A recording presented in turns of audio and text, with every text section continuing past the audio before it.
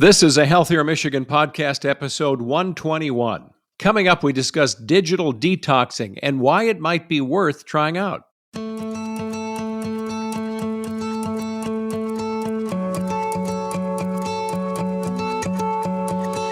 Welcome to a Healthier Michigan podcast dedicated to navigating how we can improve our health and well-being through small, healthy habits we can start implementing right now. I'm your host, Chuck Gaidica, and every other week we'll sit down with a certified expert and we discuss topics that cover nutrition, fitness, a lot more. And on this episode, we are diving into digital detoxing and the benefits that idea can have on your health. With us today, Dr. William Beecroft, who's an MD, also psychiatrist, medical director for behavioral health for Blue Cross Blue Shield of Michigan and Blue Care Network. We're glad to have you back, Dr. Beecroft. How are you? Oh, great. Thanks for having me. I appreciate the time. Well, we're glad to talk about this with you because there's so much data coming out on this idea of being attached to our smart devices of any kind for too long a period of time. And I've got some stuff to back this up. So according to a mobile phone operating company, Asurion, they say the average American is checking their phone 96 times a day. That's once every 10 minutes. That actually sounded like on the low end to me for some people, with the number of dings and alerts that you may get. But that's what they say. According to another group, Statista, the average social media usage of internet users worldwide is now 2 hours and 27 minutes a day. Does any of that surprise you? It really doesn't. I mean, it's another form of entertainment, and we can talk about some of the addicting qualities to use of the immediacy of technologies like this. Yeah, well, and you're talking about this, and we know this. We're living in a time where we're more connected. So for a lot of us, that means it's great, right? That I'm connected to my kids, even my grandkids now, that they can somehow get to me fast. I can get to them. It's a text, it's a video chat, it's a call. Although, depending on your age demographic, calls don't make much sense anymore. But we are all able to do this right from our fingertips. Upsides and downsides, right? Absolutely. The upside is that you do have that immediacy and you can make decisions based on all of the information that you're gathering. Being able to have that connection with family, being able to have the connection with news can be related to your workplace, that you can make actually business decisions based very quickly. So all of that stuff reinforces that being connected, because if you miss it, say you go 12 minutes and you missed a big deal on the stock market, say if you're trading stocks, you lost thousands or hundreds of thousands of dollars maybe. So it's a big deal to be that quick and be able to have that. But there's a downside. You're absolutely correct. I was at a conference. Actually, I was a speaker at a conference, and I was sitting next to a group of financial planning guys, and I said to them, what's the number one thing you tell your clients they should do to stay connected to their families, basically to their heirs? And they all kind of looked at each other and then looked at me. They said, we've told our older clients they've got to learn how to text, because if you call your grandkids or a great-grandkid, there's no way. They're not used to making phone calls. They don't want to make phone calls. They want their info in a minute. So some of this is age-related, but yet even as boomers or 50 plus, we are now being attached to our phones just like millennials, according to an article I just saw the other day. It's everybody. It is. And it's a relatively easy technology to learn. It's just a matter of being able to decide that's the way you want to communicate. It's not quite the same. You don't have the same vocal intonation. Capital letters mean different things for different people. So it's you have to learn how to be able to do things. So is there science about why we spend so much time on our phone and how it's affecting us? Do you see that? There really is. And it's an issue of actually pleasure reinforcement. When you look at being able to access news information, let's just stick with something that everybody kind of does. Being able to get that quickly, it used to be that it would take you months to get news of what was happening the other side of the world. Whereas now you have it within seconds. You knew what happened in Turkey this weekend, with the bombing that occurred there. Yeah. You knew what happened with the accident at Dallas airport. You learn all this stuff. And that is in reinforcing in and of itself, as for some people that really like the news and like being able to maintain that information, that's pleasurable for them. So just like anything else that gives us pleasure, we want to repeat it more and more frequently. The immediacy accelerates that you do it more and more frequently. So that 96 times a day I think that's kind of a small number. Yeah. And then this idea of the science being studied, and I know we're being tracked and studied and they're looking at all the data. That's kind of what these big companies are. We think they're communication companies, they're data companies tracking our habits. But when you look at this idea, this isn't just about the immediacy of news. Forget waiting for 5, 6, and 11 to get the updates on stories. You're right, we get them instantly. But then there's that other part that seems a bit addictive. It's the Candy Crush. It's the let me search it up. Here's a dancing cat on YouTube. I mean, we just kind of get pulled into this stuff, and that seems addicting all by itself for different reasons. Oh yeah, yeah. The entertainment value that is seen with that, but again, it's a way of being able to find out what makes you tick as an individual. And you're right, the companies are looking at tracking that to be able to then market to you much more specifically. There's a benefit for you as the individual because you don't have to share what your likes are, your wishes are, because they already know. So that when you go to a website and look for, some particular item that you want to purchase, they already kind of know your preferences and get you specifically kind of in the ballpark of what you're looking for. Then you make your selection, you purchase it, and you move on to the next item. So that also adds to a reliance and a habituation to using that service when they can take care of you better. It's like when you go to your favorite store and you have people that you interact with, you get to know them, they know your likes, they can be able to show you things a little bit more quickly. Same thing, except it's on steroids with the cell phone technology. So, define this idea of digital detox. I've also heard it referred to as a digital fast, but what is it and why should we be considering doing one?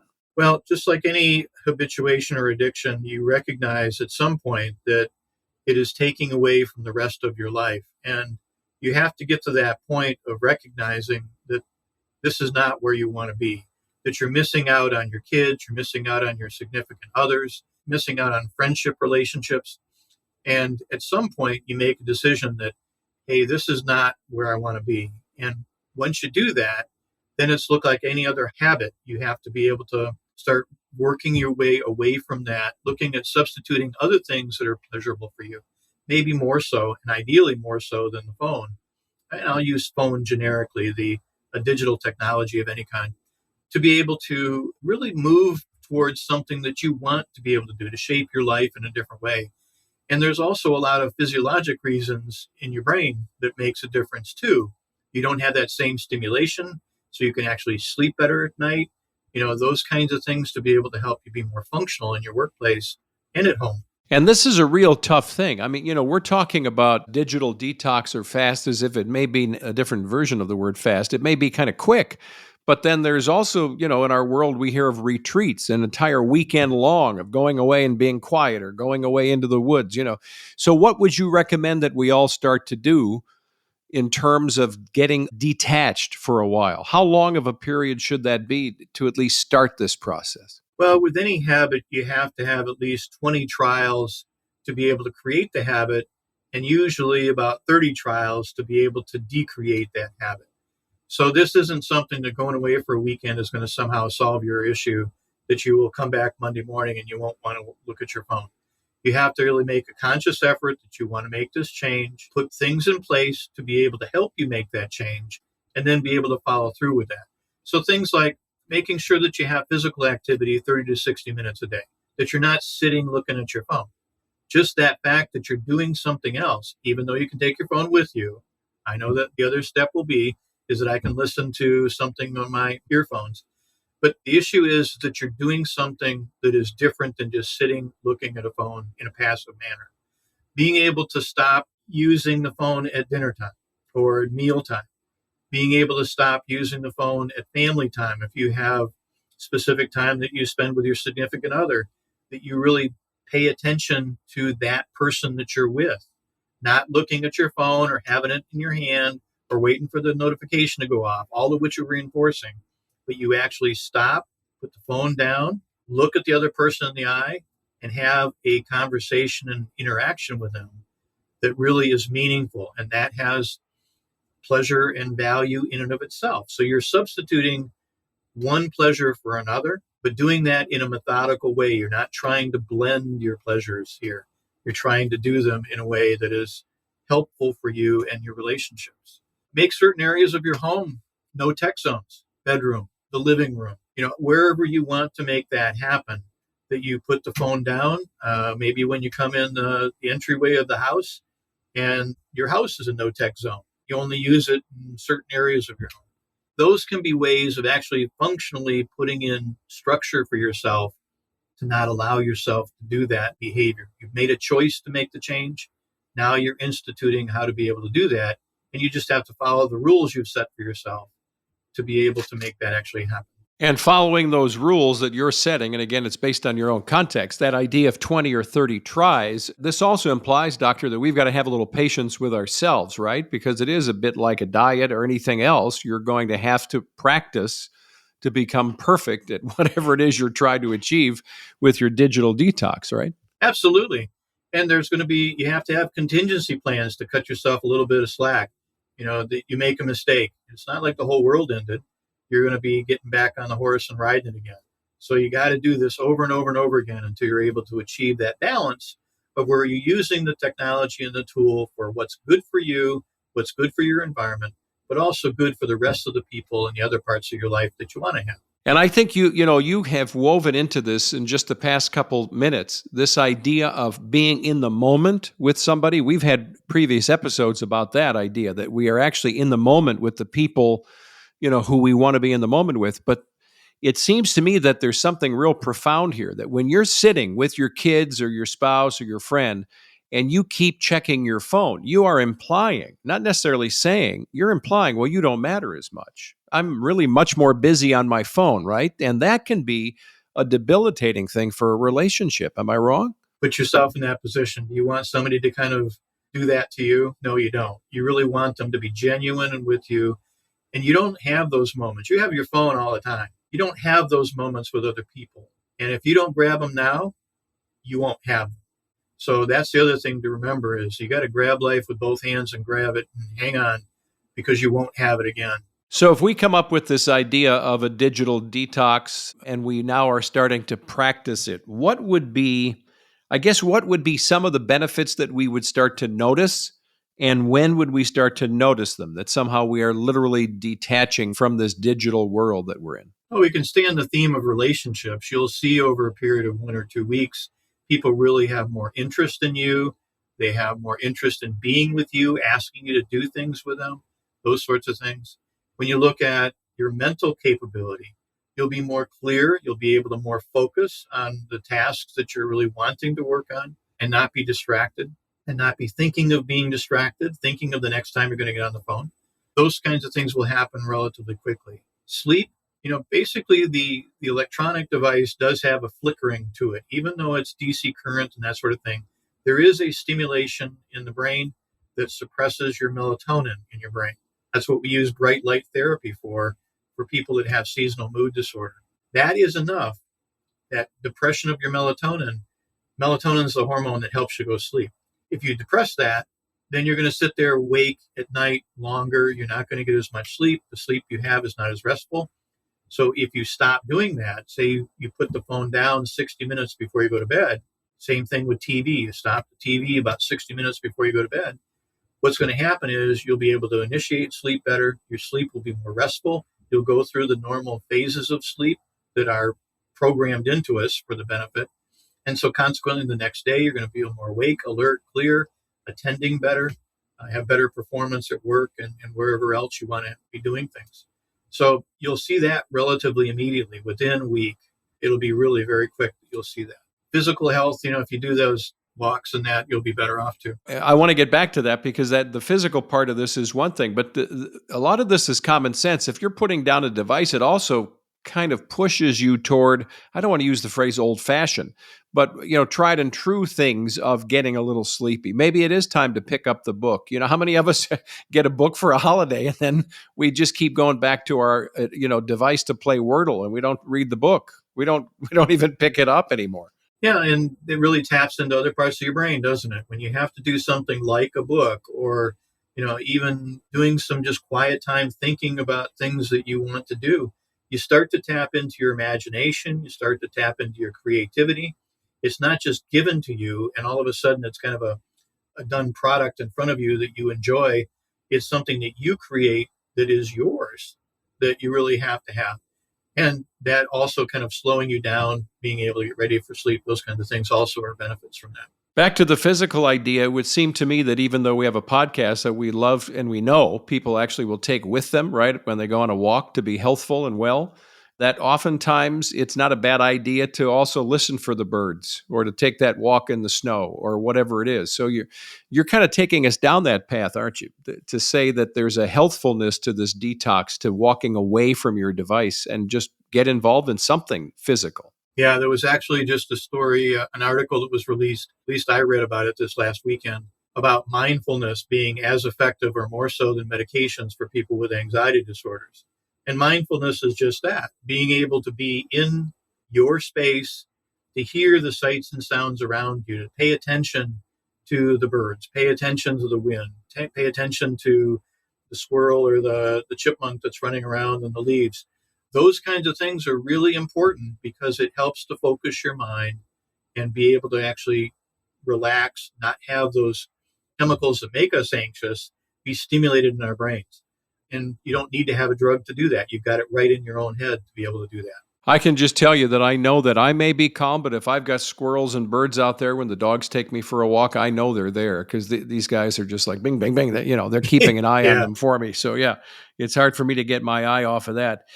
There must be some difficulties we're going to encounter outside of the obvious that we've talked about, this idea that it takes a minute, right? 20, 30 tries to try to get ourselves in some kind of groove where this is happening. What other difficulties may we experience with detoxing from technology? Well, it depends on the job you have. We have so many requests from people in our employment to be able to take care of emails on the weekends and nights and this kind of thing. Unless you're a physician on call or somebody in emergency services that is on call that needs to be doing that kind of activity, the question becomes, are you able to keep up that level of mental activity and be productive time and time and time again? Or is it time for a break from that and really say, X hour at night comes along, I'm putting it down and I'm not answering any more emails. Your workplace also has to go along with that because that may be a requirement of your job.